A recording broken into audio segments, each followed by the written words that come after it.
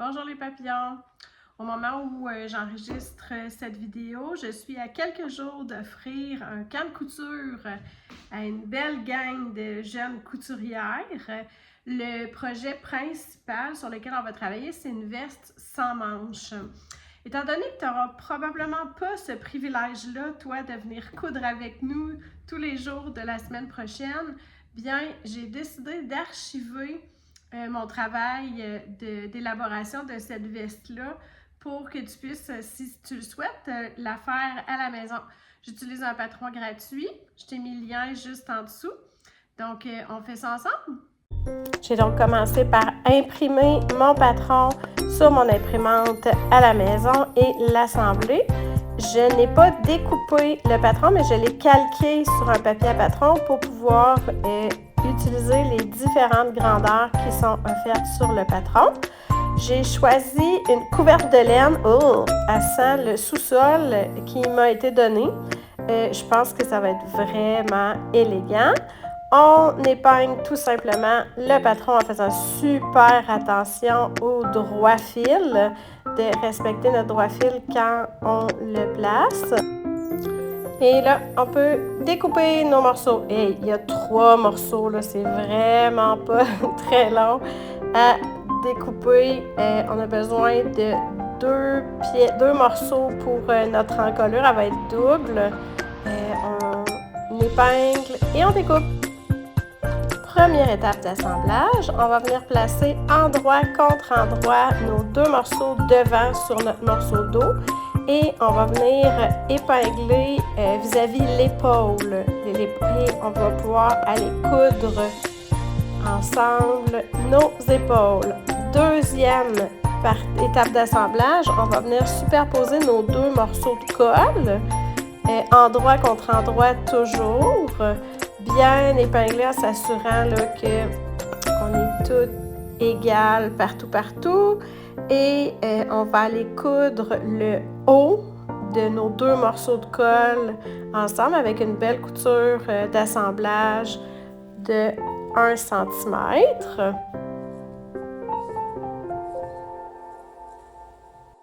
Maintenant que c'est fait et que j'ai été ouvrir mes coutures d'épaule au fer, je vais venir superposer le haut d'un des 2 morceaux de colle sur le trou de l'encolure finalement de ma veste. Donc, c'est une bonne idée de venir marquer le centre de l'encolure et le centre de la veste et de les superposer. Ça nous aide à être certaine qu'on est bien répartis, que le bord de notre colle est bien réparti. Et là, je vais pouvoir aller coudre ça à la machine. Étape fermeture éclair. Je vais placer l'endroit de la fermeture éclair sur l'endroit d'un des côtés de la veste. Je vais placer le haut de ma fermeture éclair. Je veux qu'il arrive sur la couture du milieu du col, qui est comme entre les 2 parties. Là, j'utilise des pinces, mais j'aime mieux les épingles. C'est plus précis, ça empêche que ça glisse. Je vais les utiliser d'ailleurs tantôt là, pour être sûr que les 2 côtés sont bien égaux. Donc, bord de la fermeture éclair contre le bord d'un des morceaux de devant. Je vais aller installer mon pied à fermeture éclair pour venir coudre quand même assez près des dents tout le long de ma fermeture éclair. Maintenant que c'est fait, je dois faire l'autre côté. Et là, l'autre côté, il y a plus d'enjeux parce qu'on veut vraiment que ce soit vraiment égal des 2 côtés. On ne veut pas qu'il y ait un côté qui soit un petit peu plus haut que l'autre. Surtout si tu utilises un tissu matelassé qui a des lignes horizontales de matelassage, on veut qu'il arrive de part et d'autre de la fermeture éclair.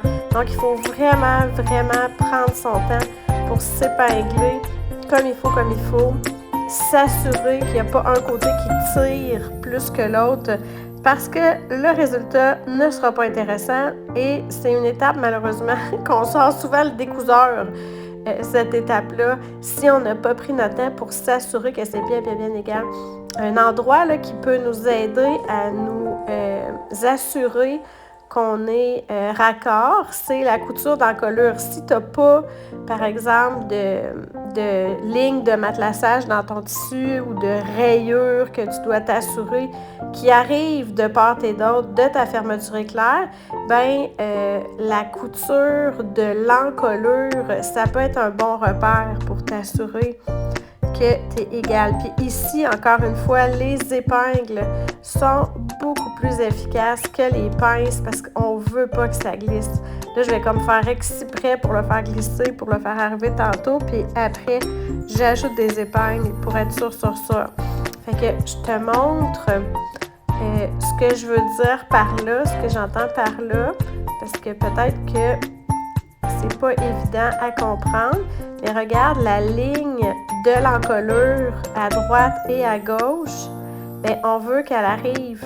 On veut pas qu'elle soit plus basse d'un côté que de l'autre de la fermeture éclair. On veut qu'elle arrive vraiment égale de chaque côté, de part et d'autre de la fermeture éclair. Fait que là, je m'épingle, je m'assure vraiment que ça ne bougera pas, que ça ne va pas décaler, parce que ça fait ça aussi des fois, hein, quand tu couds, tes griffes d'entraînement, ton pied presseur vont décaler un petit peu ton tissu. Donc, c'est pour ça que c'est vraiment super important de t'être épinglé beaucoup.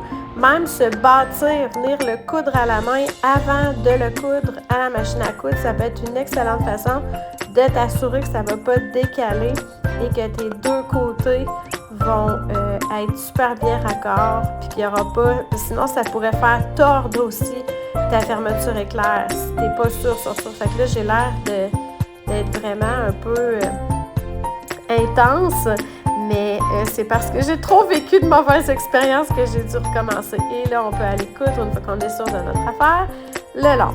Allons-y avec l'encolure. Suis-moi bien, c'est pas si évident. Là, j'ai comme l'endroit vis-à-vis moi, puis je vais basculer pour avoir l'envers de la fermeture éclair devant moi. Je l'ai comme twisté.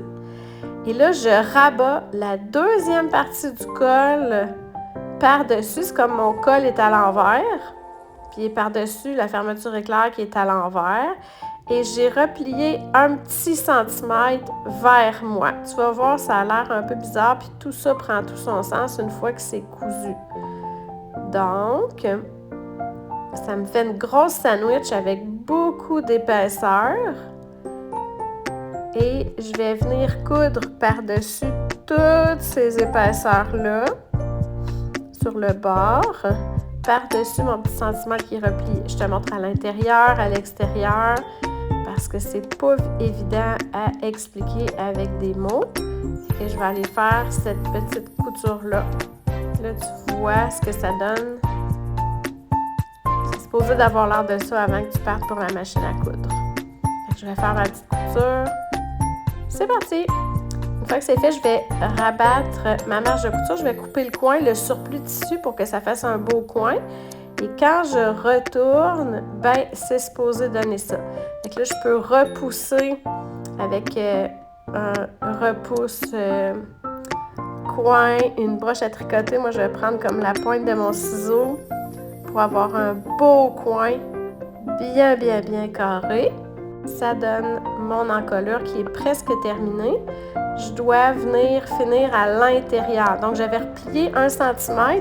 Ça vient comme placer déjà mon tissu pour venir coudre l'intérieur. Je peux le coudre à la main ou je peux venir coudre dans la petite fente de la couture. Une fois que c'est fait, je suis déjà rendue à faire mon emmanchure. Donc, j'ai replié 2 fois et j'ai été coudre des 2 côtés. On est déjà rendu au latéral. Si je veux ajouter des poches qui sont cachées, pas des poches plaquées, là, ce serait à cette étape-là que je pourrais venir insérer des poches. Là, j'ai comme suivi les instructions du patron, ce que je fais jamais d'habitude. Mais si je l'avais fait comme à ma façon, comment je travaille habituellement, j'aurais cousu les latérales avant d'aller faire mon emmanchure parce que ça fait comme une petite bosse, un surplus de tissu en dessous du bras que j'aime moins. Mais bon, c'est simple, on peut y aller comme ça. Il nous reste tout simplement à faire le bas, la bande du bas. Ça ressemble un petit peu du travail de l'encolure. Je bascule ma fermeture éclair pour avoir l'envers vers moi. Je replie pour que ma fermeture éclair soit prise en sandwich entre les deux endroits contre endroit de mon tissu principal et je replie un petit centimètre pour comme initier mon ourlet. Là, j'épingle cette grosse sandwich-là qui a plein d'épaisseur et je vais aller coudre sur le bord la largeur de l'ourlet. C'est parti, comme pour le col, on enlève le surplus de marge de couture, on retourne, on repousse notre coin bien carré comme on a fait pour l'encolure et comme pour l'encolure, il me reste à venir faire ce bel ourlet-là. Donc, je replie à l'intérieur. Le petit centimètre que j'ai replié là, m'aide à faire ça. Je peux aller presser ça au fer. Ça va vraiment aider beaucoup aussi. Et je vais tout épingler ça. Je m'assure que ma couture latérale, elle arrive l'une sur l'autre. Je vais ouvrir mes marges vis-à-vis de là. Ça va m'aider. On épingle. Puis on s'assure qu'on a la même largeur. Moi, j'ai fait un ourlet ici de 2 pouces et demi. Mais tu y vas vraiment à ton goût. On aurait pu choisir de mettre un rib dans le bas. Pour un modèle peut-être un peu plus sport, ça aurait pu être super beau. Il y a vraiment plein de possibilités là, pour lui donner un tout autre look. Mais ici, c'est tellement simple. C'est juste un petit ourlet plié 2 fois. Et voilà, une couture droite, puis on a l'ourlet du bas. Ça fait pas une veste qui va serrer sur les hanches. Elle tombe plus droite en le faisant comme ça. Mais c'est quand même vraiment super joli, là. Si c'est ce look-là qu'on cherche, c'est très simple. Fait que je vais aller coudre le long du pli avec un point un peu plus long parce que c'est une surpiqûre. Et c'est terminé! J'espère vraiment que cette petite vidéo-là t'a donné envie de sortir du sous-sol une couverture qui ne sert plus depuis des années, puis au lieu de l'acheter et de l'envoyer vers le site d'enfouissement, de t'en faire ou d'en faire cadeau une belle veste sans manches. Ça aurait pu être une couverture en polar. Le polar, c'est super pour ce genre de projet-là. Ou quelque chose de matelassé, un ancien manteau d'hiver, un sac de couchage. C'est vraiment tendance, surtout en Europe, de prendre des sacs de couchage avec des personnages, Winnie the Pooh, bon, peu importe, ou des imprimés, toutes sortes d'imprimés, et de t'en faire une veste sans manches. Imagine ça avec un chandail sport, un chemisier blanc. Là, présentement, il fait ressenti 40 dehors, ça n'a aucun rapport que j'ai ça. Mais je m'imagine avec un beau chemisier blanc, un jeans cet hiver. Je vais trouver là, toutes sortes de belles combinaisons avec les vêtements que j'ai déjà. Ça va être chaud sans être encombrant. On aurait pu venir y appliquer des poches, faire des belles poches plaquées, faire des poches à l'intérieur. Les possibilités sont vraiment à l'infini, comme d'habitude. Changer la forme de l'emmanchure, venir mettre un rib à la manche, un rib à l'encolure. Il y a toutes sortes de possibilités. Donc, je m'appelle Annie, je suis créatrice et formatrice en couture surcyclée et j'espère que je t'ai donné envie de détourner du site d'enfouissement une vieille couverte. À bientôt pour un nouveau tutoriel.